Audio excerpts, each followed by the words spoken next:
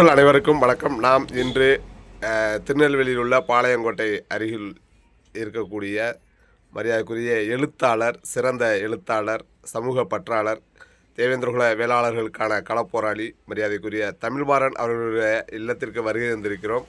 குறிப்பாக கரூரிலிருந்து மரியாதைக்குரிய மல்லர் சுவாமிநாதன் ஐயா அவர்கள் இங்கு வருகை தந்திருக்கிறார். ஐயா வணக்கம். மரியாதைக்குரிய எழுத்தாளர் தமிழ்மாறன் அவர்களுடைய இல்லத்திற்கு வருகை தந்திருக்கிறார்கள். வருகைக்கான காரணம் என்ன என்பதை விளக்கமாக.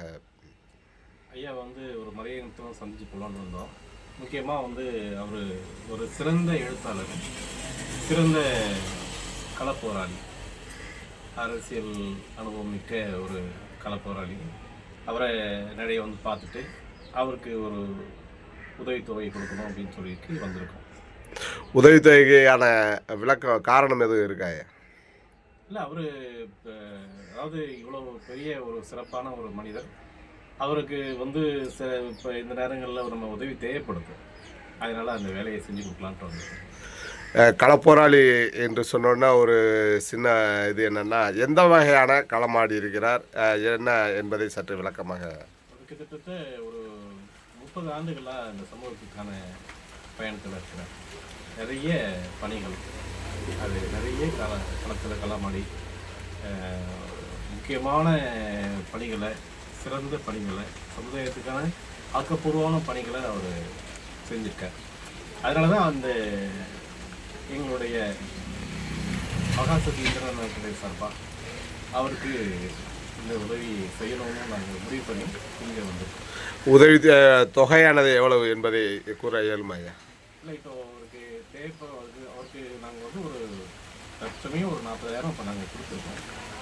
மேலும் நாங்கள் இன்னும் செய்யலாம் அப்படின்ட்டு முடிவு பண்ணிருக்கோம். தொடர்ந்து களப்போராளிகளுக்கு உதவி செய்து வருகிறீர்கள். அதனுடைய நோக்கம் என்னவையா இருக்கு?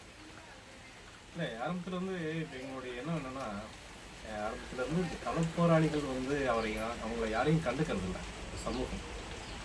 அதனால் இப்போ வேலையை செஞ்சுட்டு கடைசியில் ஒன்றும் இல்லாமல் நிற்கிறது, அது சமூகத்துக்கான முன்னேற்றத்துக்கான இது கிடையாது.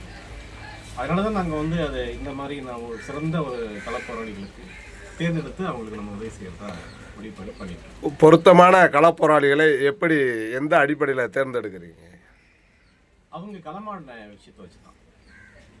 களமாடின விஷயம், அவங்க எந்த அளவுக்கு இந்த சமூகத்துக்காக வேலை செஞ்சுருக்காங்கன்னு நாங்கள் கவனமாக பார்த்துட்ருக்கோம். அதை வச்சு நாங்கள் எங்களுடைய பொதுக்குழு, செயற்குழு மூலமாக பேசி அந்த விஷயத்தை நாங்கள் செய்வோம். தொடர்ந்து இது போன்ற களப்போராளிகளுக்கு உதவி செய்து தொடர்ந்து உங்களுக்கும் ஆண்டவன் நீண்ட ஆயுளை கொடுக்க வேண்டும். உங்களுடைய அறக்கட்டளை மென்மேல வளர டிகேவி ராஜாஸ் ஊடகம் சார்பாக மனமார்ந்த வாழ்த்துக்கள் ஐயா. நன்றி.